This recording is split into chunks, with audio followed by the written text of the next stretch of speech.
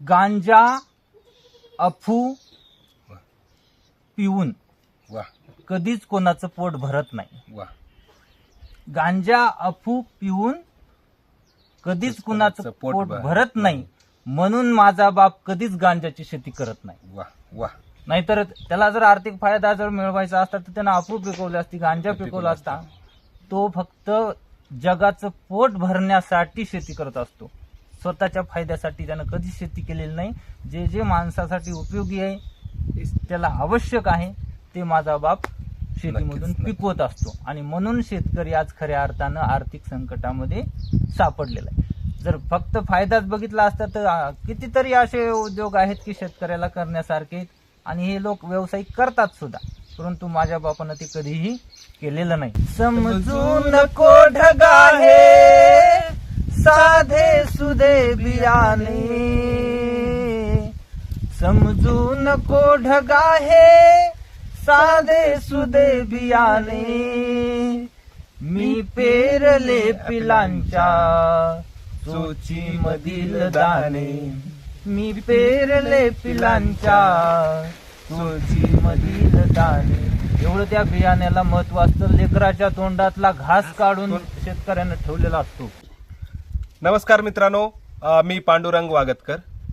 मित्रांनो, आज मी एका माझ्या नवीन पिढीतील मित्रांना भेटण्यासाठी आलेलो आहोत। माझा मित्र नवीन जरी पिढीतला असेल तर कितीतरी जुन्या पिढीतल्या कविता, अर्थात शेतकऱ्याचं सुख दुःख ते कवितेच्या माध्यमातून मांडतात। एवढंच नाही तर त्यांनी ओला दुष्काळ, कोरडा दुष्काळ हे कवितेच्या माध्यमातून जगापुढे सातत्याने आणण्याचा प्रयत्न करतात। आम्ही अशा या ठिकाणी आलेलो आहोत, परभणी जिल्ह्यातील गंगाखेड या गावी, गंगाखेडच्या शेजारी खळी या गावी। खळी गाव जरी गंगेच्या काठी असलं तरी खळी गावचा माझा मित्र तो कोरडा दुष्काळ सुद्धा इथे मांडतो। ओल्या दुष्काळाचं त्यांना बॅकग्राऊंड जरी असलं तरी तो कोरडा दुष्काळ सुद्धा मांडणारा माझा कविमित्र गोरखनाथजी धाकपाडे यांच्या कविता, आपण दुष्काळावरील कविता ऐकणार आहोत। सर्वप्रथम गोरखनाथ धाकपाडे सर, तुम्हाला खूप खूप धन्यवाद, आम्हाला काळातला वेळ देऊन तुम्ही आमच्यासाठी उपलब्ध झालात। तर सर्वप्रथम तुमच्या कविता आम्हाला दुष्काळावरील बऱ्याचशा अशा ऐकायच्या आहेत। सर्वप्रथम माझे मित्र गोरखनाथजी धाकपाडे यांच्याकडून दुष्काळावरची कविता आपण ऐकणारच आहोत, परंतु तत्पूर्वी आम्ही दुष्काळी भागात हा व्हिडिओ शूट करतो। आमच्या शेजारी आमचे काका, चंदू काकाचे वडील बसलेत। आम्हाला एक दुष्काळाचं दर्शन या ठिकाणून घडतं। तुम्ही हे पाहत असताना, तुम्हाला ऐकत असताना नक्कीच तुम्हाला दुष्काळाचं दर्शन घडेल। सर्वप्रथम गोरखनाथजी धाकपाडे सरांच्या कवितेमध्ये प्रत्येक कवितेला, त्यांच्या कवितेला दुष्काळाचा लेप दिलेला असतो। तशीच एक सर्वप्रथम गोरखनाथ धाकपाडे सरांची एक दुष्काळाची कविता ऐकून आपण समोरची मुलाखत सुरू करूया। असो, शेतकरी आपलं जीवन व्यतीत करत असताना सतत संकटाचा सामना करत असतो, आणि त्याच्यावरचे संकट म्हणजे आसमानी सुलतानी संकट। तर अशाच पद्धतीनं कधी ओला कधी सुका दुष्काळाला सामोरा जावं लागतं, आणि सतत शेतकऱ्याची जी हानी, आर्थिक हानी असो किंवा इतर त्याची हानी असेल, ती होत असते। त्यावेळेस एक आर्त त्याच्या हृदयाची हाक जी असते ती मी कुणब्याची हाक या कविता संग्रहामध्ये मांडलेली आहे। अशाच पद्धतीची एक कविता ओल्या दुष्काळाबद्दल मांडलेली मी आपल्या समोर ठेवण्याचा प्रयत्न करतो। या वर्षीचं जे वातावरण होतं पूर्ण ओला दुष्काळ, आणि तेच माझ्या कवितेच्या माध्यमातून मांडण्याचा प्रयत्न करतो। नक्कीच नक्कीच। थांब थांब र पावसा, काय घेतोसे काजीव, थांब थांब र पावसा, काय घेतोसे काजीव, त्रिलोकीच्या पोशिंद्या तुला येईना का किव, त्रिलोकीच्या पोशिंद्या तुला येईना का किव, थांब थांब र पावसा, वा. नको वागू वैऱ्यावनी. थांब थांब र पावसा, नको वागू वैऱ्यावनी. तुवा झड लावल्यानं जीव झाला पाणी पाणी. तुवा झड लावल्यानं जीव झाला पाणी पाणी. थांब थांब र पावसा, नको येऊचे तागती. तुवा रोज येऊन या, तोंडी घातलीस माती. थांब थांब र पावसा, नको असा डावा धरू. थांब थांब र पावसा, नको असा डावा धरू. जितराबा चार माझ्या, नको पोट मारा करू. वा.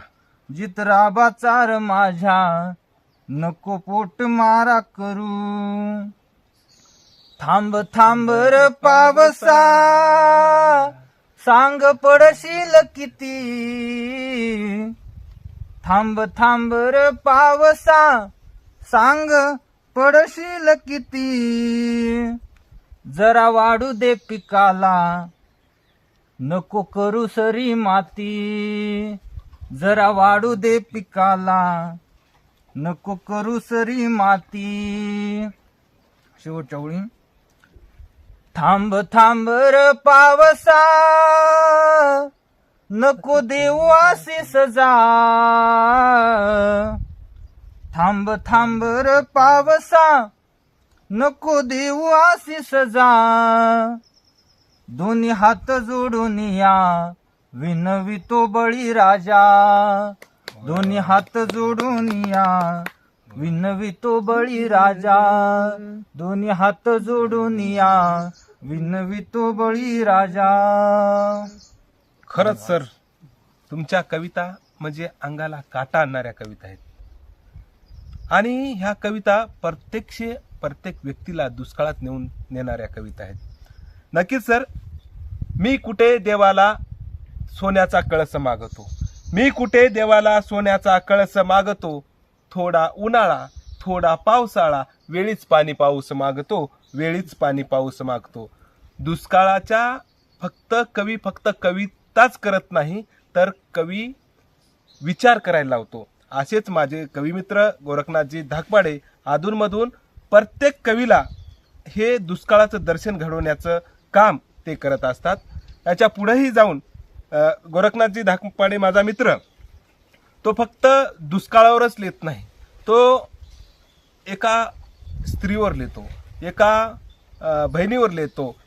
समाजाचं दर्शन कवितेच्या माध्यमातून माझा मित्र करत असतो. तर यांची मला एक कविता खूप आठवते. ते असं म्हणतात, भाळावरची टिकली फक्त टिकलीच नको समजू. भाळावरची टिकली फक्त टिकलीच नको समजू. ती बाणास रोखणारी ढाल आहे. एका स्त्रीच्या कपाळावरलं कुंकू अथवा टिकली, फक्त ही टिकली असते, तर कितीतरी नजरा अडवणारी ती एक ढाल असते. म्हणून माझे मित्र त्या संदर्भात कविता करताना असे म्हणतात. सरजी, एक ती कविता आम्हाला ऐकायला नक्कीच आवडेल. सरांच्या विनंतीनुसार बाई या शीर्षकाची ती कविता घेण्याचा प्रयत्न करूया.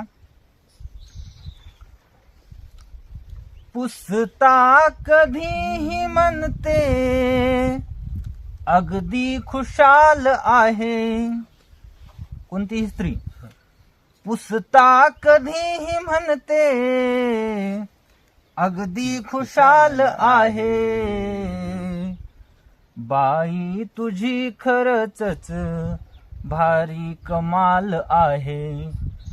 बाई तुझी खरचच भारी कमाल आहे. मन जाळूनीच देते साऱ्या जगा दोन्ही घरा उजाळा. मन जाळूनीच देते दोन्ही घरा उजाळा, अंधारल्या पथावर बाई मशाल आहे, अंधारल्या पथावर बाई मशाल आहे, मन जाळूनीच देते दोन्ही घरा उजाळा, अंधारल्या पथावर बाई मशाल आहे, भाळावरील नुसती टिकली नकोस समजू, भाळावरील नुसती टिकली नकोस समजू, बाणांस रोखणारी ती एक ढाल आहे, वा, बाणांस रोखणारी ती एक ढाल आहे, येता जरा तुझे दिस सुख ओसंडे मुखावर,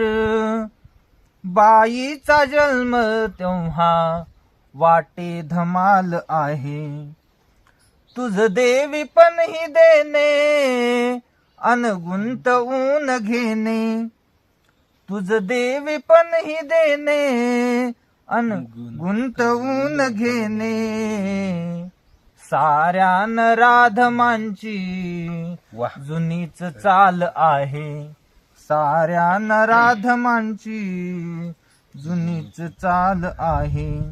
शेवटच्या ओळी, अदृश्य देवतेवर विश्वास नाही माझा, अदृश्य देवतेवर विश्वास नाही माझा, जग पोसणारी बाईच खरी जगतपाल आहे, जग पोसणारी बाईच खरी जगतपाल आहे, पुसता कधीही म्हणते अगदी खुशाल आहे, बाई तुझी खरचच भारी कमाल आहे, बाई तुझी खरचच भारी कमाल आहे. खूप खूप धन्यवाद सर. किती मार्मिक कविता आपल्या गोरखनाथजींनी सादर केली. कवी स्त्री नसतो पण स्त्रियाची व्यथा मांडत असतो. प्रत्येक कवी शेतकरी नसतो पण शेतकऱ्याची व्यथा मांडतो. प्रत्येक कवी व्यापारी नसतो, व्यापाराची व्यथा मांडतो. एवढंच नाही, कवी वेश्या नसतो, वेश्याची सुद्धा व्यथा मांडतो. नक्कीच. उलली जमीन जसं काळीज भेगाळलं, उलली जमीन जसं काळीज भेगाळलं, करपलेला पाहून बांध बळी शोधत कासराचं राट. उलली जमीन जसं काळीज भेगाळलं, उलली जमीन जसं काळीज भेगाळलं, आटलेला पाहून विहिरीचा तळ बळी मागतो मरण, बळी मागतो मरण. कडब्याच्या सुडीत काढला उंदरानं उकीर, कडब्याच्या सुडीत काढला उंदरानं उकीर, बळी मरण कळा सोसतो सालन साल, बळी मरण कळा सोसतो सालन साल. रिकामी झाली कणगीची कुस, रिकामी झाली कणगीची कुस, रिकामी झाली कणगीची कुस, ओली बाळातीनं आटलेल्या स्तनाला लावते बाळ, ओली बाळातीनं आटलेल्या स्तनाला लावते बाळ. अशा दुष्काळाचं दर्शन करणाऱ्या कविता काही कविमित्र सादर करतात. विदर्भातले आमचे कविमित्र आबेद शेख म्हणतात, खूप सुंदर असे ते म्हणतात, ते ढगाला उद्देशून म्हणतात. त्या 4 ओळी आमचे कविमित्र धाकवाडे सर म्हणतील. आबेद शेख म्हणतात, समजू नको ढगा हे साधे सुदे बियाणे, समजू नको ढगा हे साधे सुदे बियाणे, मी पेरले पिलांच्या चोची मधील दाणे, मी पेरले पिलांच्या चोची मधील दाणे. एवढं त्या बियाण्याला महत्व असतं. लेकराच्या तोंडातला घास काढून शेतकऱ्यानं ठेवलेला असतो आणि ते मातीमध्ये ओटी भरत असतो. नक्कीच सर. आणि दुष्काळ हे सातत्याने शेतकऱ्याच्याच पाठीमागं लागतात असंही वाटतं. मित्रांनो, याच्यानंतर माझा मित्र शेतकऱ्याचं वर्णन, शेतकऱ्यांची दशा दिशा ह्या सगळे मांडणारी कविता आहे. एक आपण माझ्या मित्राकडून ऐकूया. चला तर मग ती कविता ऐकूया. समाजामध्ये आपण पाहतो की एवढं सारं दुःख या शेतकऱ्याच्या पाठीमागं असतं, कष्टकरी कामगाराच्या पाठीमागं असतं. आणि एक गोंडस नाव या शेतकऱ्याला सगळ्या समाज व्यवस्थेनं दिले. काय तर बळीराजा, राजा लावले त्याला गोंडस नाव. म्हणजे एवढ्या गोंडस नुसत्या नावामध्ये त्याची सगळी अवहेलना, कशा पद्धतीने त्याला फसवण्यात आले. राजा राजा म्हणून उदार अंतकरणाचा शेतकरी असतो तो. काय या शेतकऱ्यासारखं उदार अंतकरण दुसरं कुणाचंच पाहायला मिळत नाही. हे आज सुद्धा आपल्याला आपण अनुभवतो आहोत. आणि तो राजा कसा आहे ते एका कवितेमध्ये मी मांडलेला आहे. त्याचं वर्णन थोडक्यामध्ये मांडतो. माथी कष्टाचे भार कधी न मानी सजा, माथी कष्टाचे भार कधी न मानी सजा, असा उदार मनाचा माझा शेतकरी राजा, असा उदार मनाचा माझा शेतकरी राजा. या राजाचं राजपण नाही वैभव संपन्न, भाळी लिहिलेलं काम हमखास रात्रंदिन, ओल्या सुक्या दुष्काळाचा वा सारा याच्यावर बोजा, तरी उदार मनाचा माझा शेतकरी राजा, तरी उदार मनाचा माझा शेतकरी राजा.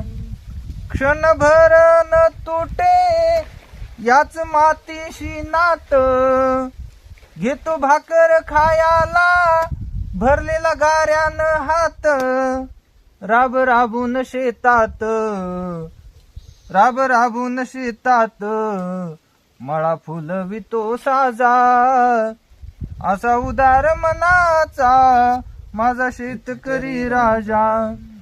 कोसावर आहे मळा तिथं राज्य याच छान, तिथं मदतीला याच्या सुकऱ्या प्रदान, शेती पिकवतो छान सुखी कराव या प्रजा, असा उदार मनाचा माझा शेतकरी राजा, असा उदार मनाचा माझा शेतकरी राजा. असे राजाचा या वेश डोळे बांधतोय फेटा, पायी फाटक चप्पल तिथं रुततोय काटा, असे जगाचा पोशिंदा, असे जगाचा पोशिंदा, यास दंडवत माझा, असा उदार मनाचा माझा शेतकरी राजा, असा उदार मनाचा माझा शेतकरी राजा, असा उदार मनाचा माझा शेतकरी राजा. खरंच मित्रांनो, शेतकरी खूपच उदार असतो. म्हणजे असं म्हणता येईल की देशाचे दोन घटक आहेत, सोल्जर आणि शेतकरी हे म्हणतात. तर फक्त देशाचं रक्षण करून चालणार नाही, त्यांच्या पोटाचं सुद्धा रक्षण करण्याचं काम हे शेतकरी करत असतो. आणि त्याच शेतकऱ्याचं वर्णन ह्या कवितेतून आपल्या मित्रांनी सादर केलेलं आहे. तर ह्या कवितेचा ह्या मुलाखत तर सुरूच राहील. तत्पूर्वी काही गोष्टी आपण माझ्या मित्राला विचारूया. ह्या कवितेतून तुमच्या जीवनात काय परिणाम होतो? कविता जगताना तुमच्या जीवनात काय उपयोगी पडतात? कविता म्हणजेच आमचं जगणं आहे आणि आमचं जगणं म्हणजेच कविता आहे. मला वाटतं या दोन्ही ओळीमध्येच मी सगळं सार सांगितलं, सार सांगून टाकलेलं आहे. कारण आम्ही जे जगतो तेच मानतो.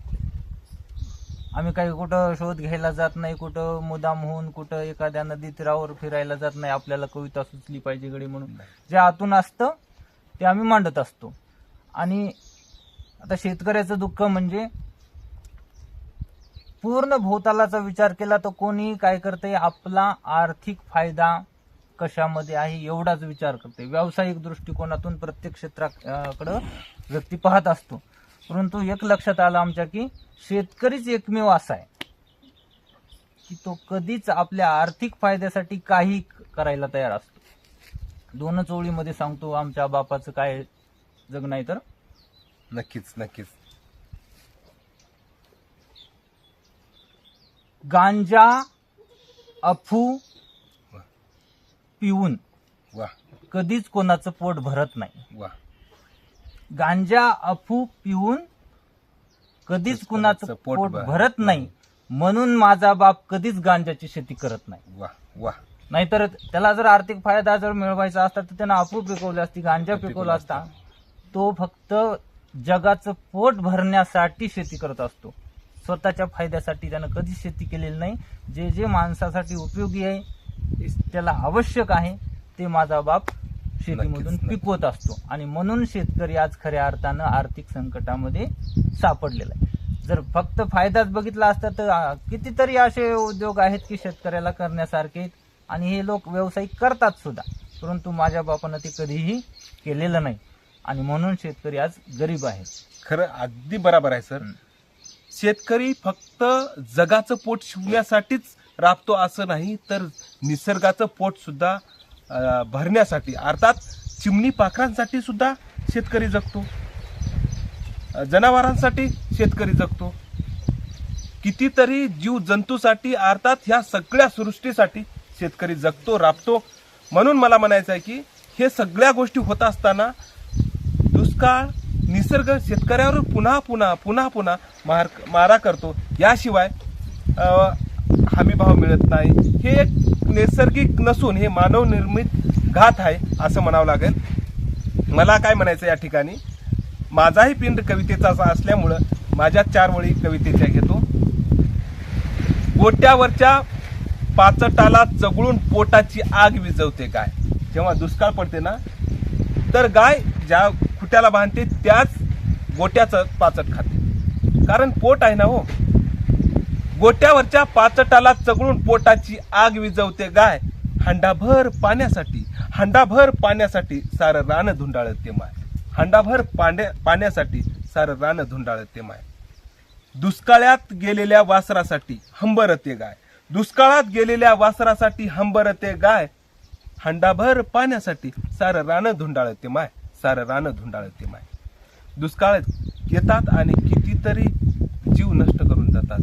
आपण ह्या मुलाखतीचा शेवट करताना माझ्या मित्राची एक सुंदर अशी दुष्काळाची कविता घेणार आहोत. चला तर मग एक सुंदर अशी कविता होऊ द्या. असो पाहतो आपण की सतत ओला दुष्काळ असो किंवा सुका दुष्काळ असो, इतर शेतकऱ्यावर सतत टांगलेलेच आहेत. यासोबतच सगळं पिकलेलं असतं सुद्धा ना, पदरात पडलेलं असताना सुद्धा आपल्याला शेतकरी सुखी झाला असं म्हणता येत नाही, कारण हे तिसरं संकट मानव निर्मित संकट आहे. आणि हे सुलतानी संकट जे आहे ते या नैसर्गिक संकटापेक्षा कितीतरी घातक आहे, हे आपल्याला अनुभवायला मिळते. अशा आशयाची सर्व ही कविता, एक शेवटची कविता आपल्या समोर ठेवतो. आता नित्याच झालं या तुझं अवेळीच येन, आता नित्याच झालं या तुझं अवेळीच येन, कस गावर पावसा तुझ्या नावे गोड गान, आता नित्याच झालं या तुझं अवेळीच येन, कस गावर पावसा तुझ्या नावे गोड गान. नववधू तळमळे सारी रात वाट पाही, तिचा दारुड्या तो पती जसा उजाडल्या येई. नववधू तळमळे सारी रात वाट पाही, तिचा दारुड्या तो पती जसा उजाडल्या येई. तस झालं या वाटत आता तुझं माझं जीन, कस गावर पावसा तुझ्या नावे गोड गान, कस गावर पावसा तुझ्या नावे गोड गान. जवा पाह तोर वाट तवा पळतोस दूर, अन अवेळी येऊन असा मातवी काहूर. येई डोळ्याला रपूर, येई डोळ्याला रपूर, येई डोळ्याला रपूर, तुझ्या अशा वागण्यानं कस गावर पावसा, तुझ्या नावे गोड गाण, कस गावर पावसा, तुझ्या नावे गोड गाण. आसमानी सुलतानी संकटांनी केला घात, रोगराई गारा वृष्टी असं नित्याचंच होत. आसमानी सुलतानी संकटांनी केला घात, रोगराई गारा वृष्टी असं नित्याचंच होत. जणू बोंड आळीगत, वा जणू बोंड आळीगत, जणू बोंड आळीगत आमचं झालं यार जीन. वा कस गावर पावसा, तुझ्या नावे गोड गाण, कस गावर पावसा, तुझ्या नावे गोड गाण, कस गावर पावसा, तुझ्या नावे गोड गाण. धन्यवाद. आमच्या शेतकऱ्याच्या व्यथा जगणं आपल्यासारखे काहीच लोक आहेत की ते जाणून घेण्याचा प्रयत्न करतात आणि समाजासमोर आणण्याचा प्रयत्न करतात. आम्हाला एक थोडीशी एवढंच आम्हाला मनाला एक शांतता वाटते, बरं वाटतं की आपलं जगणं सुद्धा कोणीतरी दखल घेतंय आणि या सगळ्या व्यावहारिक जगामध्ये एका सामान्य शेतकऱ्याची जी जीवनशैली आहे ती तुम्ही इथं येऊन अनुभवता आणि आमच्यामध्ये थोडासा वेळ घालून खरं जगणं शेतकऱ्याचं काय असतं हे थोडंसं अनुभवण्याचा प्रयत्न करता. आमच्या कवितेच्या माध्यमातून असो किंवा आमच्या बांधावर तुम्ही प्रत्यक्ष येऊन सगळी पाहणी करता आणि जगाला दाखवण्याचा प्रयत्न करता. आपल्या या चॅनलच्या माध्यमातून आम्हाला सर्वत्र पोहोचवता. आपण आलात आणि आम्हाला सादर करण्याची संधी दिली त्याबद्दल आपले सुद्धा मनपूर्वक आभार. या शेवटच्या ठिकाणी आम्हाला ह्या गोष्टी सांगायच्या आहेत की शेतकऱ्यासाठी कविताच लिहित नाहीत कवी, तर कवितेचं जिणं कवी मित्र जगत असतात आणि तेच जिणं आम्ही ह्या मुलाखतीच्या माध्यमातून तुमच्या समोर सादर केलेलं आहे. आणि ह्या मुलाखत देण्यासाठी आमचे मित्र आम्हाला वेळ दिला त्याबद्दल खूप खूप धन्यवाद. आणि शेवटी आवर्जून हे सांगावंसं वाटतं, आम्ही ज्या ठिकाणी ही मुलाखत घेतोय आमचे कवी मित्र नसून ते कवीला ऐकणारे मित्र आहेत, कवीला वेळ देणारे मित्र आहेत. आमचे चंदू काका आणि चंदू काकाचे वडील हे शांततेने आपल्या कविता ऐकतात आणि प्रत्येक वेळेस आम्हाला कवीच्या पाठीवर हात ठेवणारा आज कवी माणूस आमच्या सोबत असताना आम्हाला खूप खूप बरं वाटतं. यावेळी त्यांना मी मनापासून खूप खूप धन्यवाद देतो आणि ही मुलाखत इथेच संपलंय.